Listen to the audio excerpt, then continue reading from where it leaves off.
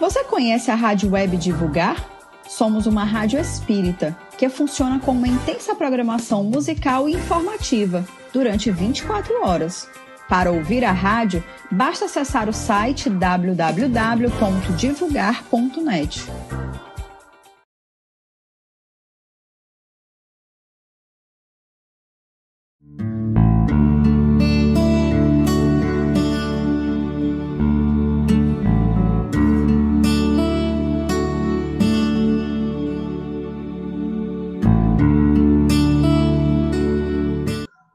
Boa noite a todos. Agradeço o convite feito pela AME do Maranhão para que nós aqui estivéssemos hoje apresentando parte das observações, das informações que nós fomos recolhendo ao longo de décadas no Lar de Frei Luís, aqui no Rio de Janeiro. E me parece que essas informações são muito importantes, principalmente a classe médica, que é a classe à qual nós pertencemos. Nesse momento, nós possamos ser inspirados pelos nossos amigos do plano espiritual, nossos guias, os nossos protetores, na certeza de que estamos sob um planejamento adrede elaborado, trazendo cada vez mais importantes verdades que nos ajudarão e ajudarão certamente toda a humanidade nesse momento de transição planetária em que nos encontramos, de um planeta de provas e expiações para um planeta de regeneração. Que possamos ser inspirados, que possamos ser intuídos, palavras, nas observações e nos pensamentos que agora colocaremos em público. Graças a Deus, que Deus abençoe a todos. Bem, amigos, quem vos fala é Paulo César Frutuoso. Eu sou médico, formado em 1975 pela Universidade Federal do Rio de Janeiro e especialista em cirurgia oncológica, em cirurgia geral, em videolaparoscopia e também em mastologia. Membro do Centro Espírita Lar de Frei Luís, localizado aqui no bairro de Jacarepaguá, na cidade do Rio de Janeiro, há 42 anos.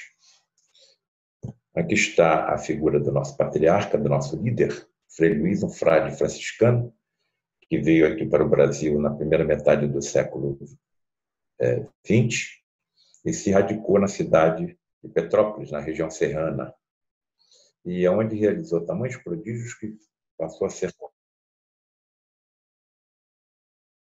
Entendemos, esses prodígios estavam relacionados com a mediunidade. Frei Luís era médium.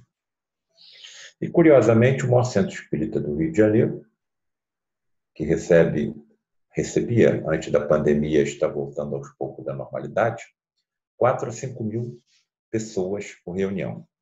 E o maior centro do Rio de Janeiro é comandado por uma entidade católica. E a entidade católica ainda assessorada por outras entidades católicas, do Padre Isabel, Frei Leonardo e também Frei Beneditino Kelly, de onde deduz-se facilmente que nós aqui nos dividimos em católicos, em espíritas, em evangélicos, hinduístas, judeus, ateus, porque para o tal Deus, Criador de tudo, o multiverso, composto por infinitos universos que se interpenetram pelos outros, segundo a própria ciência, não existem essas divisões. Nós é que nos dividimos. Somos um único rebanho, comandado por um único pastor no planeta Terra, o nosso governador espiritual, Jesus. Um Cristo planetário, um espírito criado simples e ignorante que atingiu tamanha evolução em ciência, em tecnologia, em sabedoria e em amor, que ele foi concedido pelo Pai Celestial a responsabilidade do governo de um planeta inteiro, desde que esse planeta era tão simplesmente uma poeira cósmica.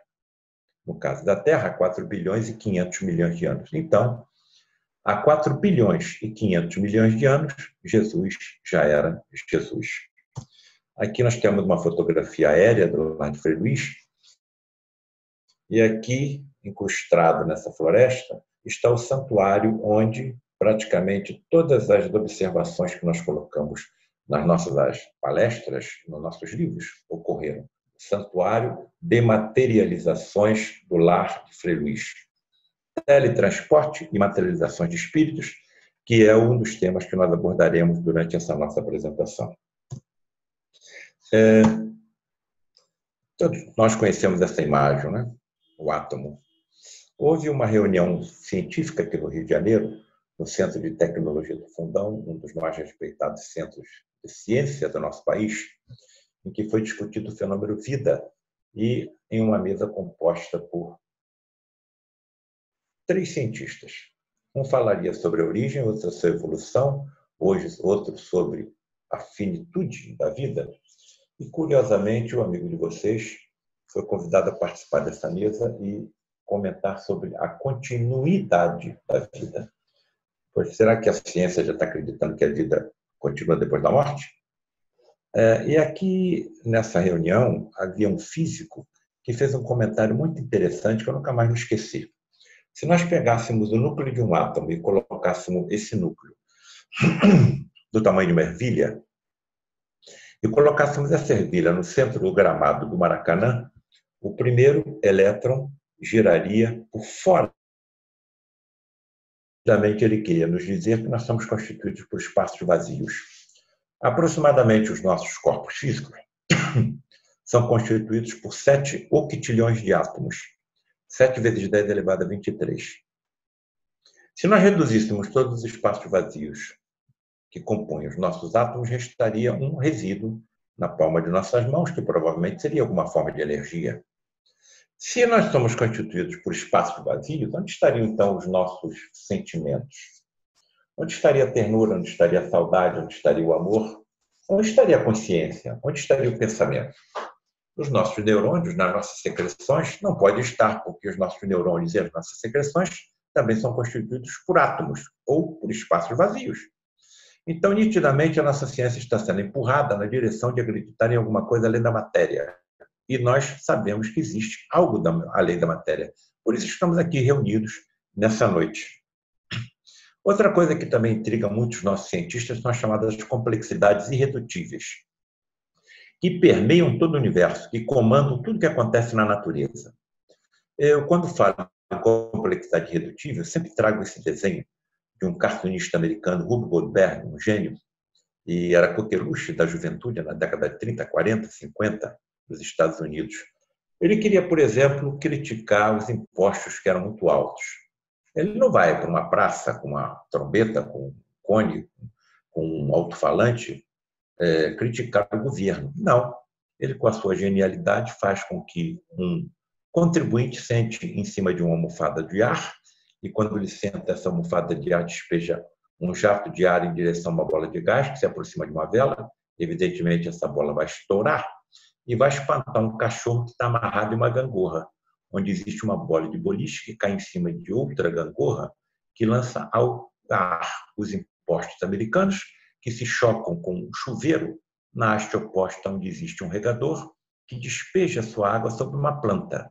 Evidentemente, essa planta vai crescer e em uma exata folha desta planta está montada uma mão mecânica que rouba a carteira do contribuinte. Por que isso seria chamado uma complexidade irredutível? Porque nós não podemos tocar em um detalhe desse desenho. Não podemos reduzir nada, porque senão o objetivo não é alcançado. Eu não posso, por exemplo, colocar uma rolha nessa almofada, a bola tem que estar cheia, não pode estar vazia, a vela tem que estar acesa, não pode estar apagada, nenhuma outra folha dessa planta se prestaria à montagem da mão mecânica. Isso é uma complexidade irredutível, formada por 8, 9, 10 etapas. Por trás dessas 8, 9, 10 etapas, nós temos o gênio de Rube Goldberg. Porém, tudo que está acontecendo agora nos nossos corpos, tudo que está acontecendo agora na natureza, tudo que está acontecendo agora no universo, são resultados de complexidades irredutíveis. Os senhores estão me vendo, porque os fótons da luz artificial ou natural está se ricocheteando na tela de seus computadores ou telefones celulares e estão indo na direção da sua retina. Quando a sua retina é alcançada, uma cascata de reações químicas é desencadeada até a formação da imagem no cérebro. A mesma coisa com a coagulação sanguínea, com a digestão, com a formação dos anticorpos, a resposta anafilática, com a embriogênese, com a deglutição, com a digestão, tudo que está acontecendo na natureza são complexidades irredutíveis. Qual é a diferença das complexidades irredutíveis naturais com o desenho do Hugo Goldberg? As complexidades irredutíveis naturais são constituídas por milhares e milhares de etapas, das quais nós podemos tocar em um átomo, não podemos tocar em uma partícula subatômica, porque senão o objetivo não vai ser alcançado. Se nós sairmos aí para o espaço, as complexidades irredutíveis continuam. Se a Terra fosse um pouco mais próximo ou um pouco mais distante do Sol, não poderia haver vida, porque se fosse mais próximo, os oceanos evaporariam. Se fosse mais distante, os oceanos congelariam. Nesse momento estão entrando corpos celestes no nosso sistema solar, alguns direcionados à Terra, e que são atraídos pelos grandes campos de gravitação de Júpiter, de Netuno, de Saturno. Estaríamos, então, sob uma espécie de proteção também com base nas chamadas complexidades irredutíveis. Então, existe, inegavelmente, um projeto inteligente por trás de tudo isto. Impressionantemente inteligente por trás do fenômeno vida. Bom, toda vez que nós colocamos essas informações perante plateias eruditas, essa pergunta é fatal. Pergunta à ciência. Se existe um planejamento inteligente para a vida, por que adoecemos? Então, nós estamos nessa encruzilhada. Essa encruzilhada está formada pelas religiões e pelas ciências. As religiões estão me conduzindo a um bom comportamento. Eu não devo roubar, eu não devo matar, eu não devo prestar falso testemunho. E, de uma certa forma, conseguiram me convencer que eu continuarei vivo depois do fenômeno natural da morte. Mas nada. Que espécie de corpo terei? Não sei. Eu necessitarei de algum alimento ou de algum líquido como água? Não sei. Eu vou poder trabalhar? Não sei. Estudar? Não sei. Onde vou morar? Não sei. Alguém me sustentará? Não sei. As crianças que morrem em tenra idade continuam crescendo? Não sei. Os idosos rejuvenescem? Não sabemos. Não sabemos se os cegos voltam a enxergar, se os paralíticos voltam a andar. Não sabemos nada além da morte. Se nós nos voltamos para a ciência, tudo é obra do acaso. A maior parte. O canceroso para a ciência é um azarado. Ele teve o azar de, em uma dos trilhões de células que compõem o seu corpo, ela tenha sofrido um conjunto de mutações que levaram à transformação maligna. Então, eu me encontro aqui, no centro dessa encruzilhada. Bem, eu só encontrei uma solução para sair dessa encruzilhada. Alguém vai ter que voltar do outro lado da vida, após o fenômeno da morte, e para me contar o que é que está acontecendo. Quando eu me relato essa possibilidade, como eu cito essa possibilidade, eu não estou me referindo a uma incorporação mediúnica, a uma encarnação mediúnica, que é um fenômeno superior à incorporação. Quando uma entidade espiritual está encarnada no médium, o médium nada percebe e depois de nada se lembra. Inclusive pode falar línguas desconhecidas do médium pelo fenômeno da xenoglossia. Eu não estou me referindo a mensagens que tenham captadas pela psicografia. Eu não estou me referindo a informações que me tenham sido dadas por médiuns videntes. Eu estou me referindo a que alguém retorne, vamos dizer, de um universo paralelo ao nosso, que até onde eu estou entendendo é o que a ciência chama de plano espiritual, plano celestial, plano astral, que são as designações dadas pelas religiões, com o seu corpo reconstituído. Bem, E se alguém retornasse do túmulo com essas revelações, com seu corpo reconstituído? Isso já aconteceu na história da humanidade? Já. Só que é muito difícil o médico acreditar num fenômeno chamado ressurreição. Pegaram o nosso benfeitor Jesus, o Cristo planetário da Terra há 2000 anos, e chicotearam seu corpo quase até a morte.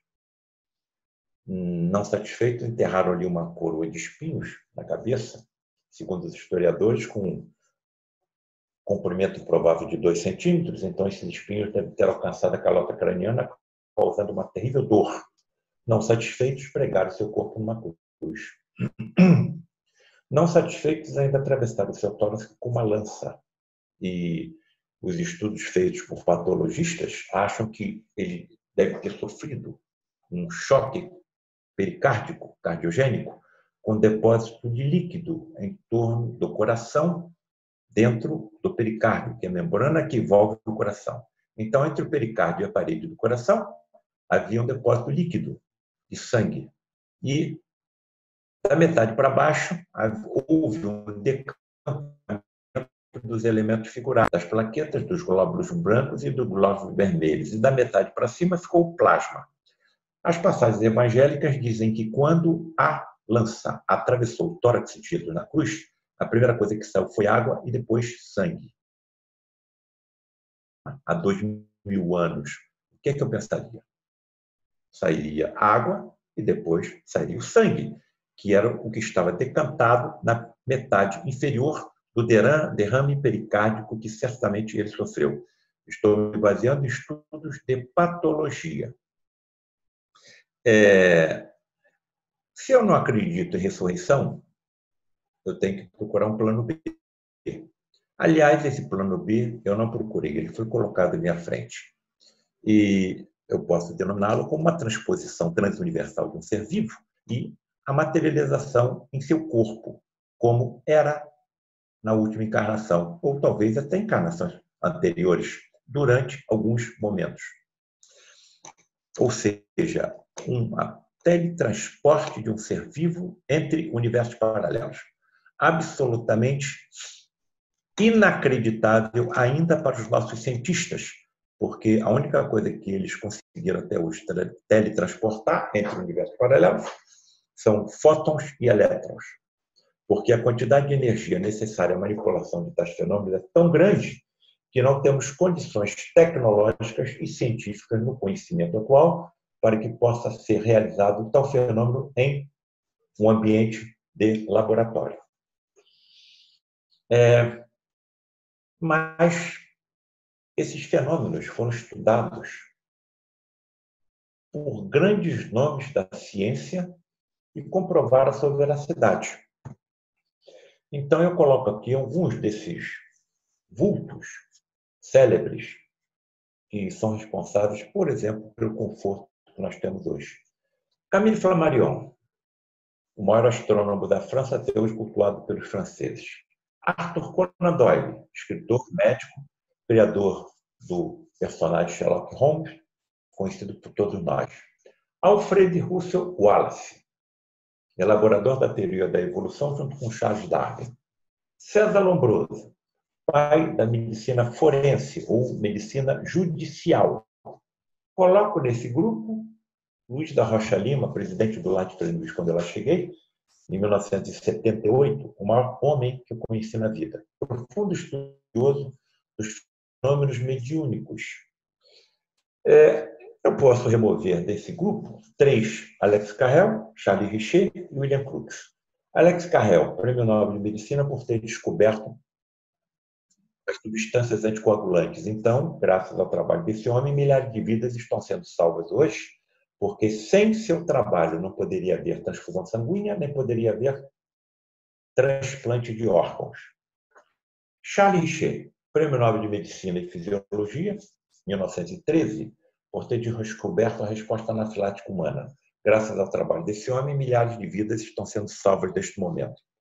William Crookes, um dos maiores físicos da história, descobridor dos raios catódicos, do elemento radiante da matéria, do elemento tálio, e por aí afora. Qual seria o denominador comum desses grandes nomes da ciência, e que se eu tivesse uma tela maior no computador, também a preencheria por muitos mais nomes respeitados.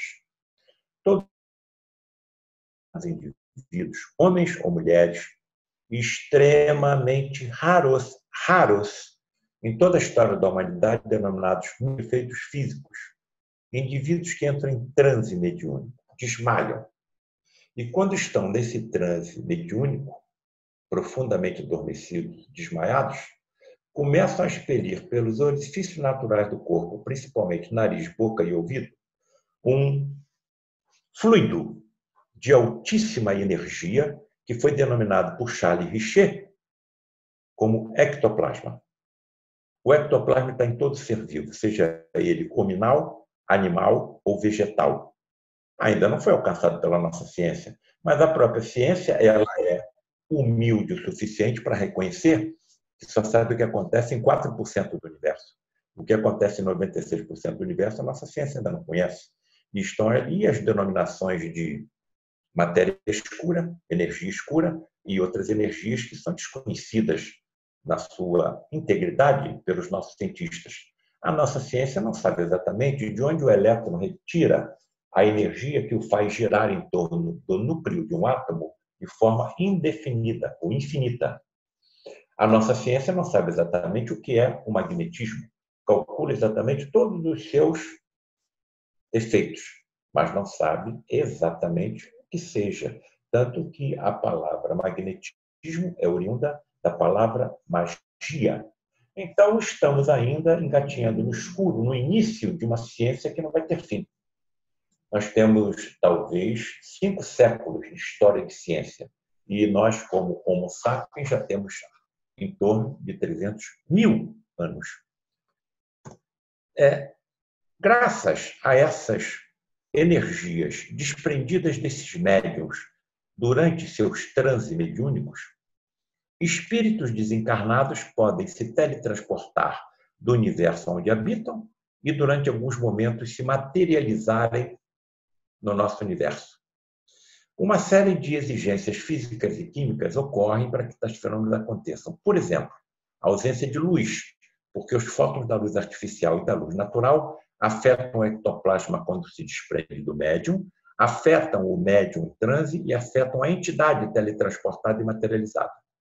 Se nós estamos numa escuridão completa, como podemos ver um espírito caso ele ali surja materializado?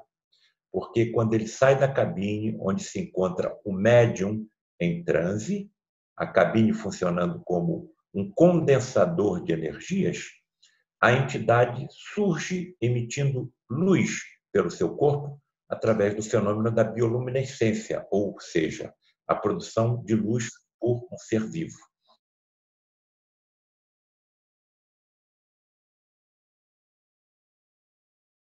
A fotografia dele expelindo ectoplasma também foi feita em uma reunião aqui no Lar de Frei Luís, e vemos uma entidade à porta da cabine onde ele se encontra em transe, que as feições são absolutamente diferentes das suas.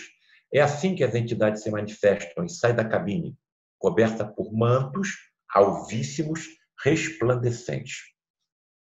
2 principais motivos são utilizados pelos mentores espirituais do planeta Terra, da nossa humanidade, para a permissão de tais fenômenos tão difíceis e tão raros. Primeiro, atendimento de pacientes graves que a nossa medicina pouco possa ajudar, porque quem mais se teletransporta e se materializam são médicos, trazendo conhecimentos muito mais avançados do que os nossos e trazendo, inclusive, tecnologia muito mais avançada do que a nós utilizamos no tratamento dos nossos enfermos. Segundo motivo, menos importante, lampejos, clarões lá no horizonte do que será a medicina mediúnica do futuro, quando os médicos serão poderosos médiums.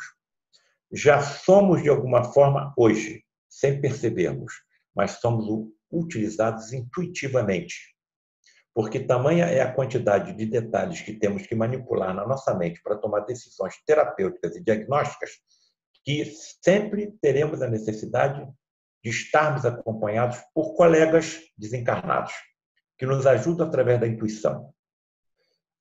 Não me parece que tenhamos assim, coragem de declarar isso em público. Mas eu tenho certeza que todo médico, em algum momento da sua vida, da sua carreira, da sua atividade profissional, percebeu que alguma intuição, alguma ideia, alguma sugestão lhe veio e sem ele saber de onde. Só que, no futuro, essas potencialidades mediúnicas serão declaradas, serão abertas. E isso tudo será assunto discutido nos congressos médicos, nos simpósios, nas sessões clínicas, nos seminários da medicina do futuro. Eu vou desencarnar, meu espírito vai se introduzir em um universo paralelo ao nosso, e eu tenho certeza que no futuro eu retornarei encarnado em outro corpo. Se assim me for permitido, eu desejo ser médico novamente. Vou fazer prova para uma escola de medicina no futuro e vou ingressar. Até onde eu estou entendendo, a primeira coisa que farão comigo serão recolher células da minha mucosa bucal e fazer um escrutínio detalhado do meu ADN. Se for detectada a genética da mediunidade no meu ADN, eu serei desenvolvido por profundos estudiosos do assunto, que serão os professores das escolas de medicina do futuro. E até onde eu entendo, esses poderes mediúnicos serão de tal forma utilizados pelos médicos do futuro que eles podem até ser comparados da Grécia. Aqui está uma médium inglesa chamada Ellen Duncan, que através dela, da sua mediunidade de efeitos físicos, um espírito chamado Albert Stewart se teletransportava e se materializava. Vejam que nós estamos diante de um espírito masculino que se teletransporta e se materializa através da energia ectoplasmática de uma médium feminina. É assim que as entidades se manifestam nas reuniões de materializações, recoberta por mantos alvíssimos e luminescentes. Na minha humilde opinião, eu acredito que as antigas histórias de fantasmas cobertos por lençóis tenham origem nos fenômenos de teletransporte e materialização de espíritos. Essa médium foi presa durante a Segunda Guerra Mundial, porque, através da sua mediunidade, marinheiros ingleses mortos nos navios afundados pelos submarinos e aviões nazistas estavam se teletransportando e se materializando. E o governo inglês queria ocultar essas tragédias do povo tão sacrificado com os bombardeios dos aviões alemães. Quando souberam que essas informações estavam chegando ao público, reuniram um grupo de policiais disfarçados e ingressaram numa dessas reuniões e tentaram prender uma entidade materializada. Simplesmente a entidade se desfez, se decompôs, se vaporizou nas mãos dos policiais e eles nada prenderam. Ela foi presa e acusada de uma lei de feitiçaria do século XVII. E só foi libertada depois do término da Segunda Guerra Mundial. Bem, todos nós conhecemos essa imagem. Jesus no Monte Tabor, ao lado de Moisés e Elias. Moisés já tinha desencarnado há 1.500 anos. Elias há mais de 800 anos. E aparece perante 3 discípulos que subiram no Monte Tabor com Jesus, ao lado de Jesus, ao lado do Mestre. Indago a todos aqueles que estão nos honrando com a presença nesse momento. Algum de nós, diante de uma cena dessa, Jesus, ao lado de Moisés e de Elias, conseguiria dormir? Esse que se manteve acordado não tentaria acordar os outros 2, ou tentou e não conseguiu? As passagens evangélicas diz que os 3 estavam profundamente adormecidos e que, ao final, despertaram e viram as 2 entidades ao lado de Jesus. Bem, será que eu estaria exagerando ao longo de todos os estudos que nós fizemos desses tais fenômenos, a achar que Jesus estivesse acompanhado de 2 ou 3 médiuns de efeitos físicos que entraram em transe no Monte Tabor e que, através da energia ectoplasmática deles desprendida, Moisés e Elias teriam se materializado ao seu lado? Coloco como reflexão. Sou muito cuidadoso naquilo que falo e naquilo que escrevo. Coloco como possibilidade. Evidentemente, quando eu desencarnar, terei certeza de que eu estou ou não certo, mas coloco a reflexão de todos. Eu disse que entidades teletransportadas e materializadas na escuridão porque elas apresentam vestes resplandecentes, luminosas. Nós estamos aqui diante de mais uma passagem evangélica em que as mulheres que vieram ao túmulo de Jesus para cuidar do seu corpo se deparam com dois anjos com vestes resplandecentes. Observem que não é uma ou outra que está vendo o que está acontecendo. São todas. São todas. Não é só uma médium vidente que estaria vendo. Todas. Se todos nós que estamos aqui reunidos hoje estivéssemos em uma reunião de teletransporte e materialização de espíritos e o fenômeno ali ocorresse, todos veríamos a entidade materializada. Durante alguns momentos, ela está no nosso universo. Se ela falasse alguma coisa, todos nós ouviríamos. Se ela exalasse alguma dor, todos nós perceberíamos. Ela está materializada no nosso meio durante alguns momentos. Quer dizer, eu estaria exagerando em acreditar que o que essas mulheres viram foram dois espíritos teletransportados e materializados? De onde teria havido a energia para tamanho fenômeno? Já que, para que isso ocorra, a manipulação de energia é estrondosamente elevada. Talvez algum médio de efeitos físicos da proximidade, talvez a energia da vegetação da região, acho pouco provável, porque era uma vegetação pobre em decorrência do calor. Mas os nossos cientistas citam uma outra fonte enorme de energia. Está no livro A Física do Cristianismo, em que foi estudada como aquela figura ficou grafada no Santo Sudário.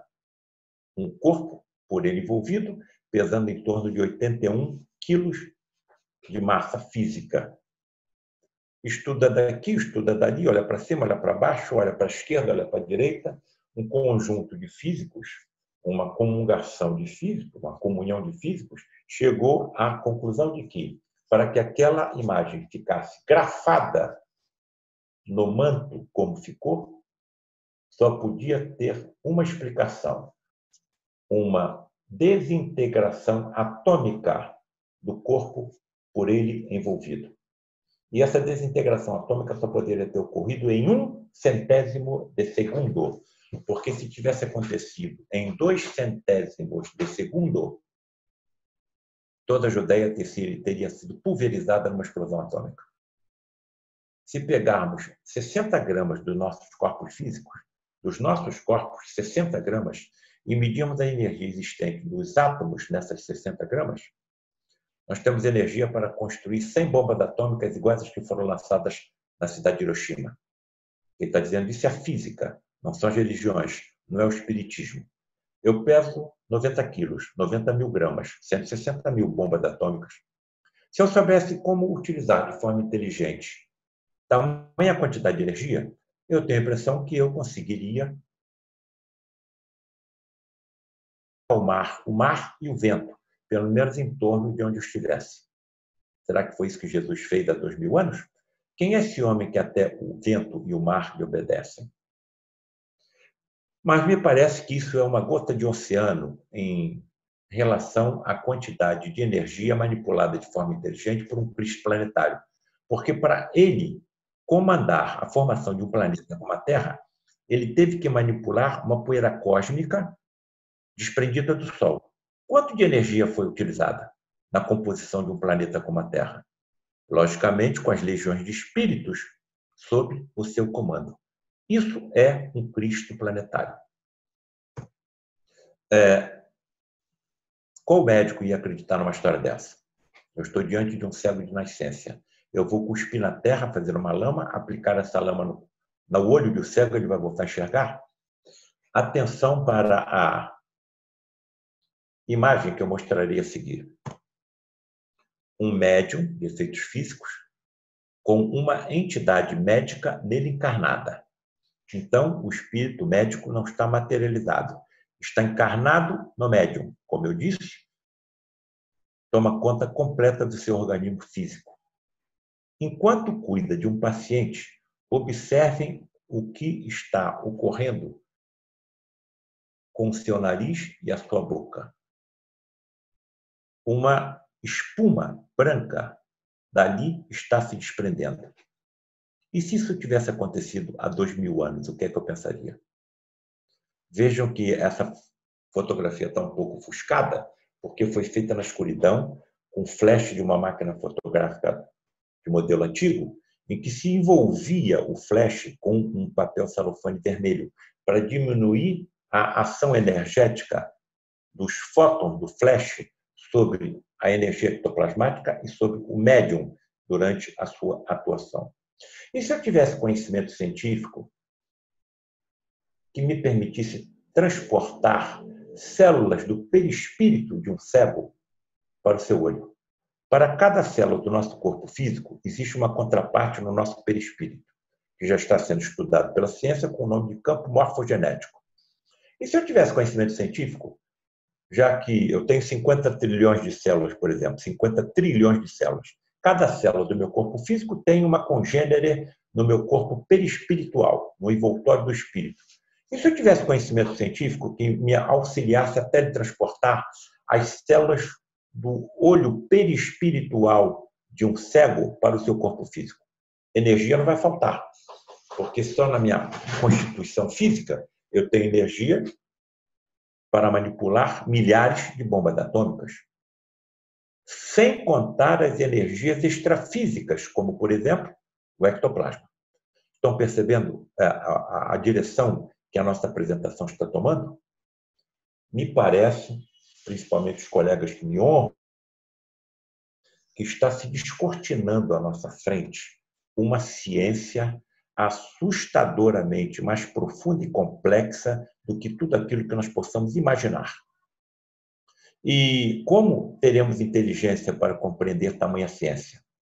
Porque quando nós nos desprendermos do nosso corpo físico, isso já vem informações prestadas até em meados do século XIX a Allan Kardec, nós poderemos aprender em uma hora, o que na Terra ficávamos anos estudando.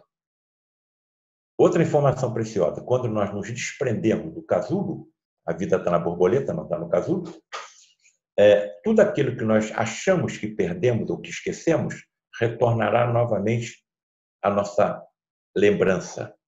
Eu entrei para a Escola de Medicina em 1970, nós estamos em 2020, 50 anos. O que é que eu me lembro? Eu me lembro daquilo que eu faço e aquilo que eu ensino. Eu dou aula em 2 faculdades de medicina aqui no Rio de Janeiro. Então, nada está perdido, está arquivado num cérebro extrafísico, quântico, espiritual, energético. E outra informação preciosa, nós também aprendemos muito nas múltiplas encarnações passadas. Os nossos amigos estão dizendo que tudo aquilo que aprendemos que é importante para a evolução do nosso espírito também naturalmente retornará à nossa memória. Já imaginaram a alegria de um médico desencarnado, vendo tudo que aprendeu e que achava que esqueceu, retornar à sua memória? Bem, aqui está então a energia envolvida no teletransporte e materialização do espírito. Milhares e milhares de bombas atômicas. Por isso a ciência não acredita. Então, como é que eu ficaria perante a ciência, vendo isso acontecer? Simples. Me colocaria na mesma situação dos discípulos de Jesus, que não entendiam nada do que ele fazia, mas se não fosse pelo testemunho deles, nós nem saberíamos que ele existiu. Estou colocando os meus testemunhos em livros, evidentemente, colocando como hipóteses explicativas, mas entregando principalmente essas novas gerações que estão chegando, de espíritos mais evoluídos do que eu, com a capacidade de desenvolvimento da inteligência mais rápida pela internet, pelo videogame, com capacidade de aprendizado muito mais rápido, que peguem essas informações testemunhais e levem à frente, porque mais cedo ou mais tarde esses fenômenos serão comuns.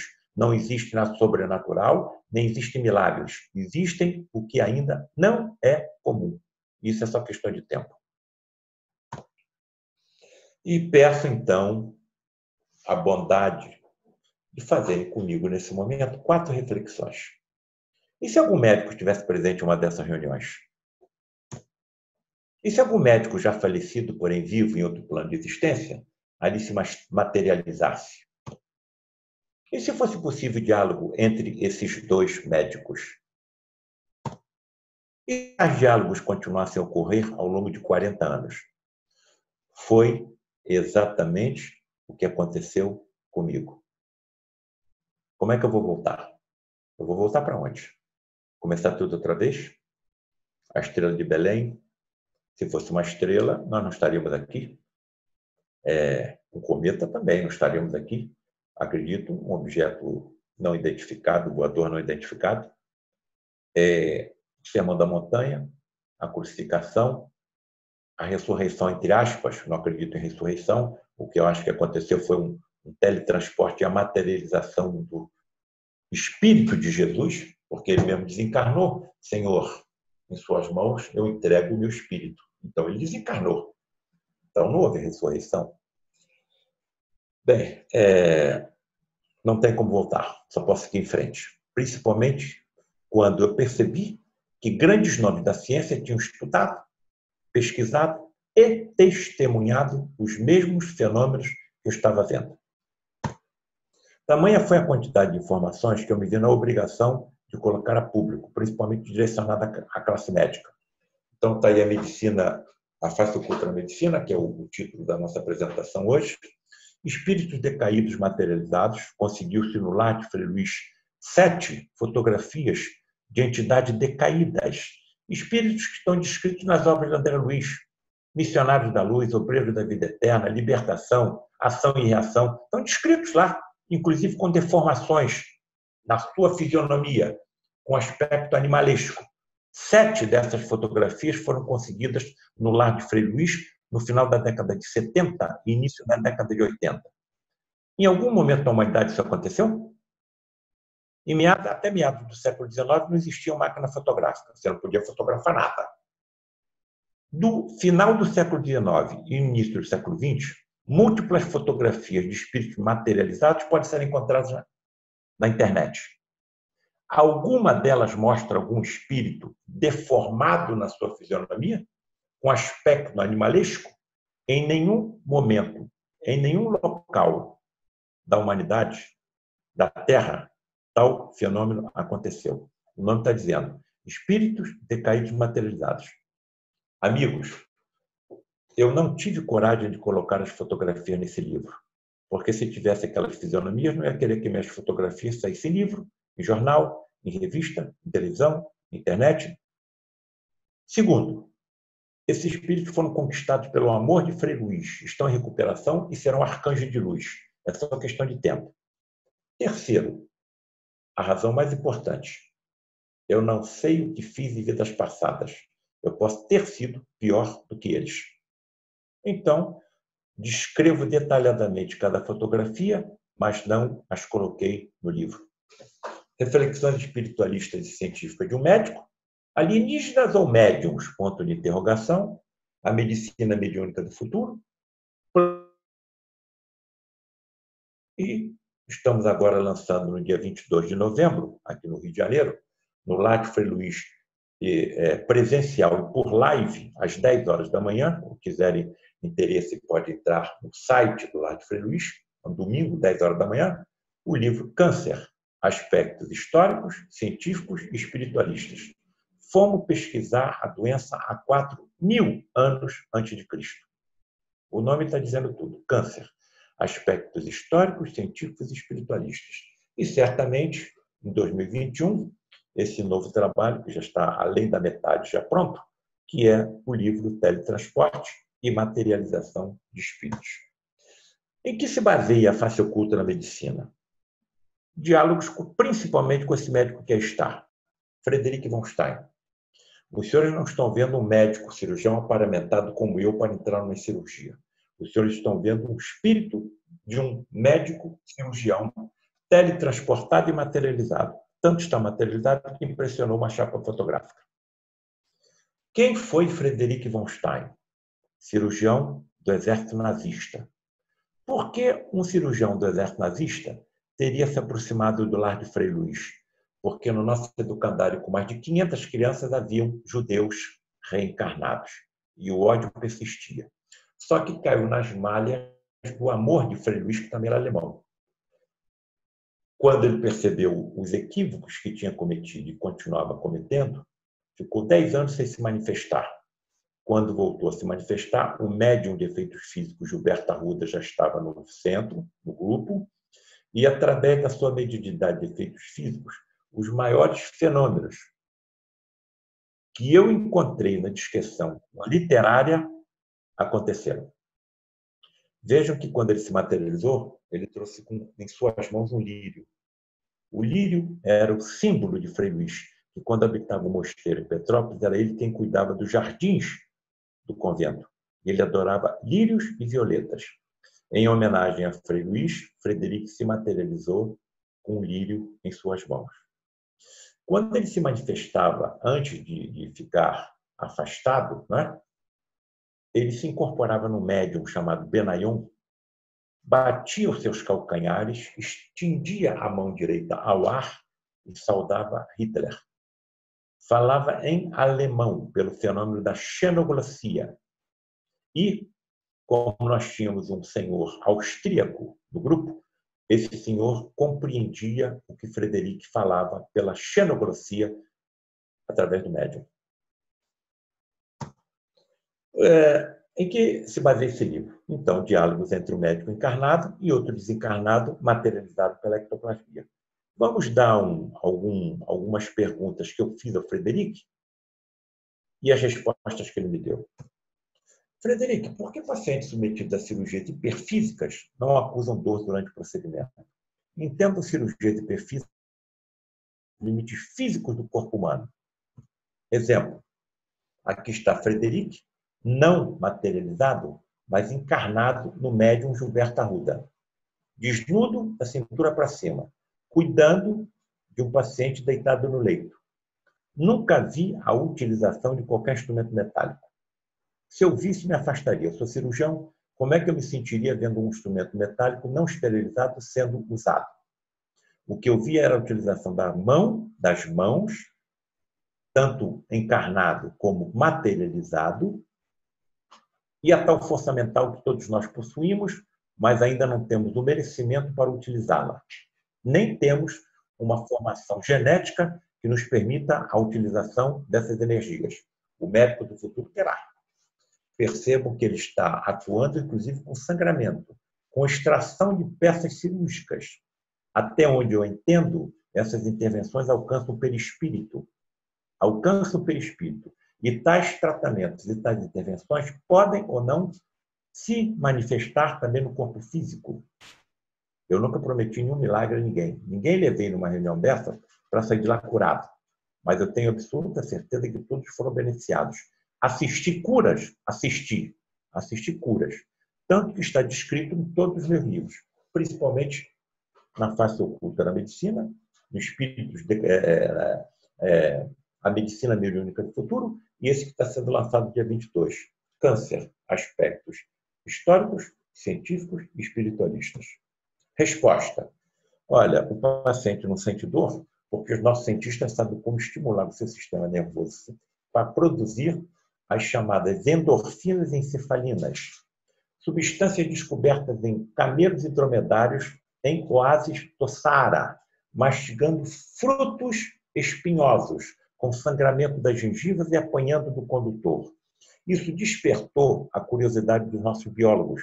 Tentaram encontrar substâncias anestésicas no fruto, não existem, e examinaram o plasma dos animais quando estavam mastigando esses frutos espinhosos.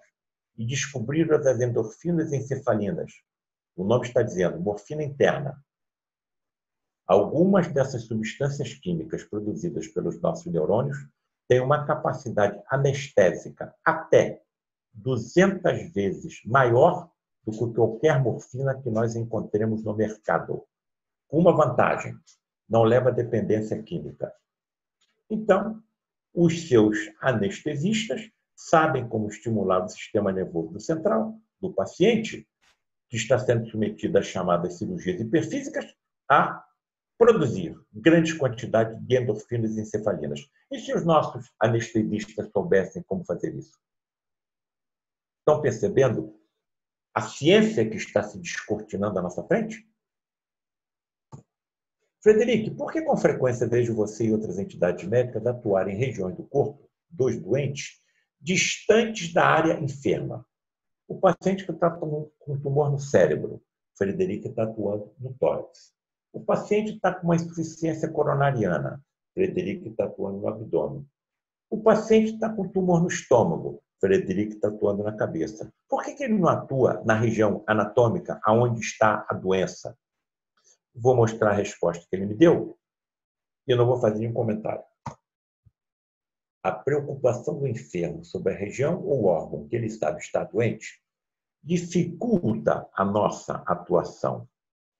Desviamos, então, sua atenção para outra área, mas, na realidade, confeccionamos um túnel de ectoplasma até a zona verdadeiramente doente e ali realizamos o procedimento necessário. Sem comentários. Frederic, como correlacionar a existência de Deus com as doenças da infância? Eu fiz essa pergunta a ele porque estava passando pelo corredor do Hospital Universitário Pedro Ernesto, onde eu trabalho, e me deparei com um colega que é cirurgião de cabeça e pescoço. Tudo bem, Leonardo? Tudo bem, professor? O que você vai operar aí, Leonardo?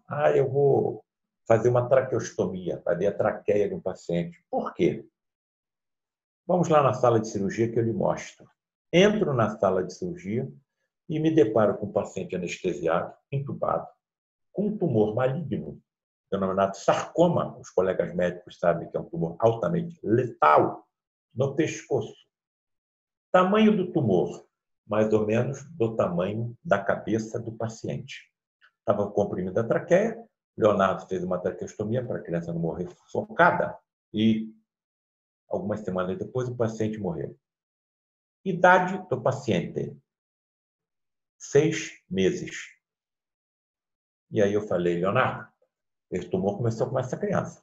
Aí ele falou, olha ali, no negatoscópio, aquela aquela tela iluminada onde colocamos as radiografias, estava a tomografia da mãe grávida. E na tomografia da mãe, o sarcoma infantil já aparecia. Ou seja, apareceu um sarcoma altamente letal no pescoço de uma criança que nem nasceu. Fez mal a quem? Onde estaria o Deus? Um ser infinitamente perfeito em tudo. Distraído? Passeando? Dormindo? Estão percebendo o que afasta as vertentes eruditas dos templos? Estamos precisando de respostas lógicas, racionais, para que possa satisfazer a nossa curiosidade científica. Essa foi a criança que eu vi. Uma criança com 6 meses, com sarcoma infantil no pescoço. Resposta do Frederic. Entenda os tumores como aspiradores das impurezas do espírito e tudo se esclarecerá. Se a criança nem nasceu, como é que a impureza foi parar lá? Todos nós sabemos, em vidas passadas. A lei natural é uma lei matemática, não tem saída. Causei o sofrimento do próximo, ou causei o sofrimento da natureza do planeta onde eu habito, e que trará dificuldade da vida daqueles que virão depois de mim, isso fica grafado, marcado no meu perispírito. E muitas vezes necessitarei de um corpo físico no futuro para que funcione como um extrator das impurezas que eu, e não Deus, coloquei em mim próprio. E que corrija as deformidades mais ou menos profundas que eu causei ao meu perispírito, e não Deus. Nós, como médicos, estamos tratando uma grande quantidade de doenças como efeitos. Não sabemos as causas. As causas estão em vidas passadas. Tudo isso será estudo dos congressos médicos do futuro, dos simpósios, dos seminários, das sessões clínicas e vai por aí afora. Frederic, como você e outras entidades médicas podem visualizar o interior dos corpos dos doentes trazidos para tratamento? Como é que você pode visualizar o interior dos corpos dos doentes trazidos para tratamento? Eu vejo o interior dos corpos como se pele eles não possuíssem. Então, ele tem visão por raio-x. E se eu tivesse visão por raio-x como cirurgião, quantos diagnósticos eu não faria?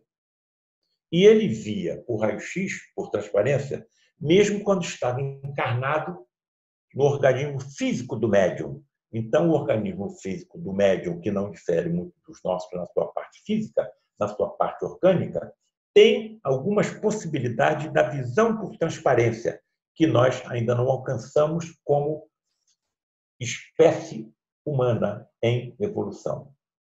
Mas o médico do futuro terá. Se todos os médicos, nesse momento, tivessem a visão por transparência, todas as empresas que fabricam os instrumentos que nós utilizamos para diagnóstico dos nossos pacientes fechariam suas portas. Nós causaríamos uma multidão de desempregados. Então, não chegou o momento. Frederico, como você distingue uma célula sadia de uma enferma? Eu as distingo por suas vibrações, que são diferentes umas das outras. Se ele vê a célula vibrar, ele tem visão por microscopia.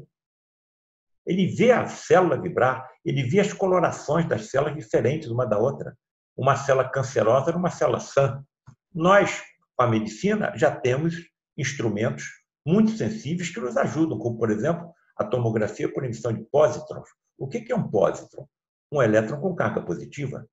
Nós já estamos utilizando a antimatéria no escrutínio do corpo humano. Daqui a pouco a nossa tecnologia médica estará tão sensível que detectará a existência do espírito, a separação dos dois componentes físicos e extrafísicos no momento da morte. E você vai matar quem se não existe morte? Frederico, até onde vai sua visão microscópica? Você é capaz de ver as organelas celulares? Sim, eu posso. Para que nós possamos ver uma organela celular, precisamos hoje de um microscópio eletrônico com aumento até de 500.000 vezes. Ele disse que pode. Pergunto aos colegas que me assistem, principalmente aos cirurgiões. Será que nós teríamos controle emocional tendo visão por microscopia e ultramicroscopia, estando a iniciar um procedimento cirúrgico e vendo as miríades de micro-organismos presentes dentro de uma sala de cirurgia? Sobre os nossos pacientes, sobre as nossas roupas, as roupas dos nossos assistentes, sobre as paredes da sala de cirurgia? Por mais esterilizada e limpa que seja uma sala de cirurgia, sempre haverão micro-organismos. Não chegou o momento. Até onde vai essa tua visão, Frederico? Você é capaz de alcançar com a sua visão o átomo e as partículas subatômicas? Não, eu ainda não. Mas espíritos mais evoluídos que eu, sim. Onde vai parar isso? Estão percebendo a importância do que nos foi mostrado? A importância de nós não guardarmos dentro de nós o que nós vimos, o que nós aprendemos, o que nós testemunhamos? Bem, caminhando já para o final. Frederico, qual a razão espiritual para a doença chamada Síndrome de Larsen? Resposta: a Inquisição. Nós estávamos numa reunião pública. Entrou uma jovem toda deformada nas articulações, no punho, no cotovelo, no ombro, no joelho, na coluna, na bacia, por aí fora. 30 anos, numa cadeira de rodas, empurrada pela mãe. Traqueostomia, edemaciada pelo uso de corticoides. E o Frederico viu aquela jovem entrar numa cadeira de rodas, se aproximou de mim, ele estava encarnado no médium, não materializado. E, em surdina, me disse a seguinte frase: Paulo César, veja o que nós fazíamos na Inquisição. Ele foi bem claro. Nós, o lar de Frei Luís, os membros do lar de Frei Luís são oriundos da Inquisição. Se eu, como cirurgião, hoje utilizo o ferro e o aço para aliviar e para curar, é porque, quando era da Inquisição, usava para torturar e para matar. Frei Luís me tirou dos anos de sofrimento que eu me encontrava. E só um cirurgião sabe o que passa um cirurgião. Quando corre tudo bem, tudo bem. Quando não corre, só nós sabemos o que nós passamos. E aí, eu me aproximei da mãe da menina e indaguei: minha senhora, como é o nome da doença da sua filha? E ela respondeu: Síndrome de Larsen. Bom, eu anotei o nome da doença, nunca tinha ouvido falar. Cheguei em casa, abri o computador e fui estudar a tal Síndrome de Larsen. Doença genética incurável. Foi descrita F. Larsen, daí o nome, Síndrome de Larsen. Afeta 1 em cada 100 mil indivíduos, uma doença rara. Ocorre uma mutação genética em um único gene, dos 25 mil ou 26 mil que nós possuímos. FNLB, localizado no cromossoma 3. A proteína que ele produz é filamina B, que entra dentro de uma série de composições embrionárias, mas principalmente onde? Nas articulações. Se o gene FNLB está defeituoso, a proteína filamina B estará defeituosa. O que acontecerá com as articulações do embrião, do feto? Luxações, sem trauma, espontâneas. Aqui está o que acontece. Solta o cotovelo, soltam os dedos, soltam os artérios, soltam os tornozelos, solta a coluna. Mais ou menos foi essa imagem que eu vi. Observem que as deformações estão nas articulações. Ombro, cotovelo, punho, dedos, joelho, coluna. Bom, se eu estivesse diante de uma plateia de alunos de medicina, parava aqui. Uma doença rara, incurável, né? Uma doença genética. Acabou. Nós podemos tratar, mas não podemos curar. Como estou diante de uma plateia espiritualista, eu vou dar mais um passo. Vou mostrar as lesões causadas por alguns dos instrumentos de tortura da Inquisição. Eles amarravam a vítima pelos punhos, por trás, e elevavam em cordas. Imagine a dor que essa vítima sentia nos seus ombros, com as articulações invertidas. Ainda tinham cuidado de colocar pesos cada vez mais pesados no tornozelo da vítima. Algumas vezes soltavam a vítima e, antes que ela chegasse ao chão, prendiam a corda novamente. O corpo da vítima se desprendia dos seus braços, ela caía e morria de hemorragia. Aqui está o trapézio, colocava a vítima nessa posição e pendurava pesos cada vez mais pesados, e a roda puxava os braços nessa direção e os pés em direção contrária. Quando eu percebi as lesões causadas pelos instrumentos de tortura da Inquisição, estarrecido, constatei que eram idênticas às causadas pela Síndrome de Larsen. Não tem saída.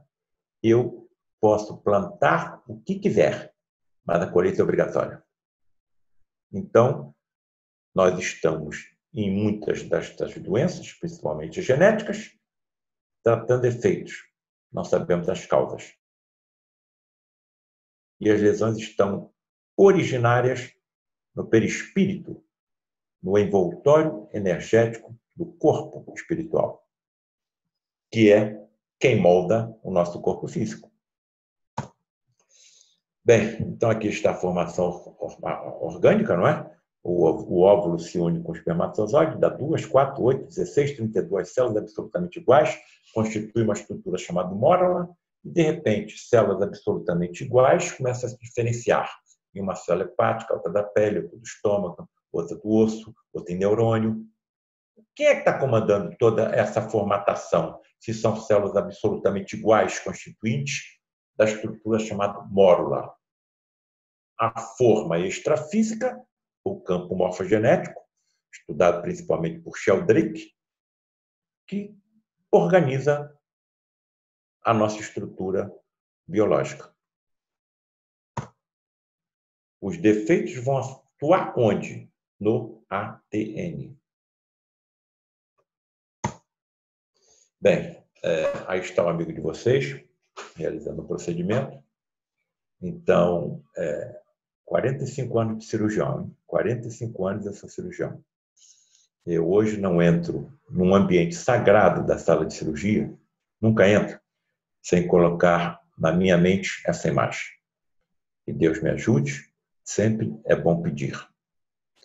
E deixo o meu agradecimento sincero pela maravilhosa oportunidade de transmitir, principalmente aos meus colegas médicos, algumas das informações que nós captamos ao longo de mais de 40 anos nesse convívio com os nossos colegas desencarnados, teletransportados e materializados. Imensamente grato pela oportunidade dessa noite. Abraços fraternos a todos.